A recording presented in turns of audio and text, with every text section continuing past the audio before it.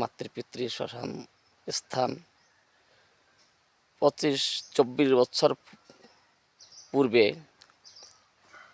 শ্রদ্ধেয় মাতা এবং পিতা পরলোকে গমন করিয়াছিলেন। 24 বছর পরে মাতৃপিতৃর বিয়োগের সেই দিবসই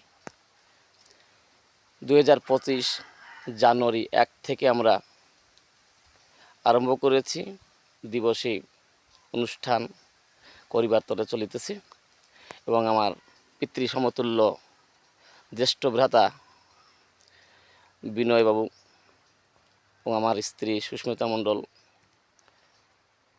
এবং আমি লোককবি শীতল সরকার এই অনুষ্ঠান স্থানে আমরা যেন সকলে যতদিন পর্যন্ত বেঁচে থাকবো ততদিন পর্যন্ত যেন আমরা থাকতে পারি, এই অনুষ্ঠান করে মাতৃপিতৃ শ্রদ্ধা ভক্তি শ্রদ্ধাঞ্জলি নিয়ে যেন আমরা মাতৃর কার্যক্রম যেন অনুষ্ঠিত করে সর্বদা অনুষ্ঠিত ভক্তি শ্রদ্ধা পূর্ণভাবে যেন আমরা কাজটা করতে পারি।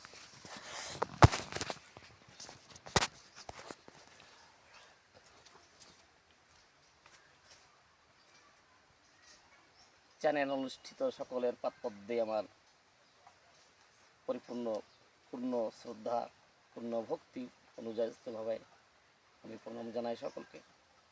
মাতৃস্বরূপের চরণে পিতৃস্বরূপের চরণে আমি যেন শ্রদ্ধা রেখে ভক্তি রেখে যেন চলিতে পারি।